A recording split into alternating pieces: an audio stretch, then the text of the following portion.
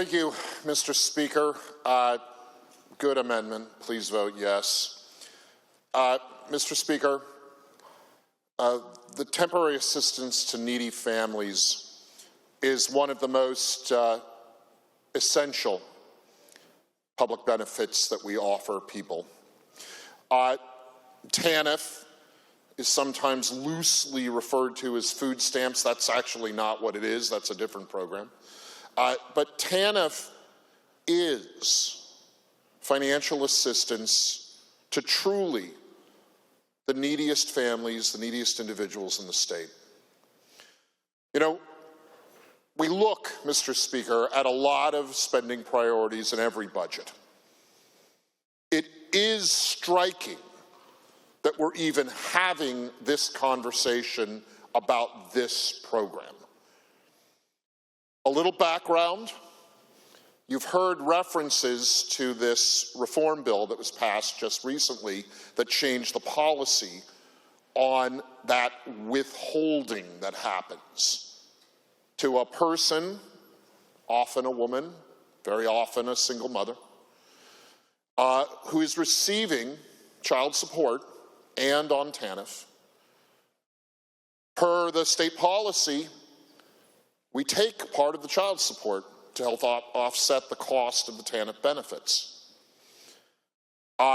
It is a questionable policy. The bill that worked through the legislature last year that did relieve that did fix that, truly was well worked. In fact, I voted against it in its first iteration and then voted for it after it had been worked in this chamber and the other. It improved fiscally and otherwise. It got to be a pretty good policy. And yes, in the end, it passed off the floor here nearly unanimously. So that was a good reform, Mr. Speaker, but in this budget, we kick the can down the road. We don't allow for that break to those recipients of TANF. And Mr. Speaker, I know you know these stories, but they're worth repeating.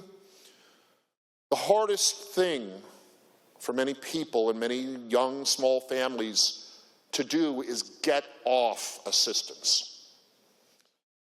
And by doing this thing where the state takes a piece of child support to offset the cost of TANF, we are locking some of those families in that marginal place where that difference, and the difference isn't much, Mr. Speaker, it's a few $100s, keeps them locked in TANF.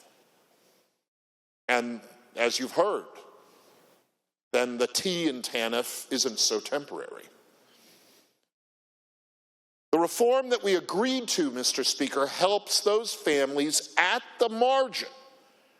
And I know you know, Mr. Speaker, from your econ back in school, economic decisions are always made at the margin.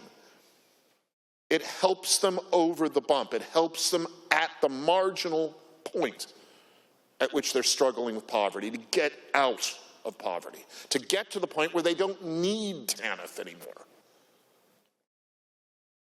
This is a good policy that we passed, and it's a bad idea to delay the implementation of it, to give the break to those families at the margin of poverty. Now, how do we pay in this amendment for giving them that benefit that does cost? And again, Mr. Speaker, we're talking about a budget here, and budgets are about money. Well, we take some money away from university DEI programs. And Mr. Speaker, I think that is a good trade. I think we'll take a little bit of that money away from the heavily staffed and questionably effective programs at universities, our public universities, and we use those dollars to help the single mom at the margin of poverty keep that few $100s every month that could be the difference of her getting off TANF. This is an easy choice, Mr. Speaker.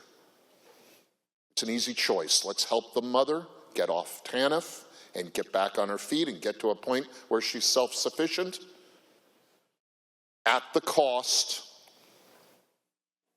if you can even call it that, at the right reckoning, Mr. Speaker, of some bloated bureaucratic overhead at the universities.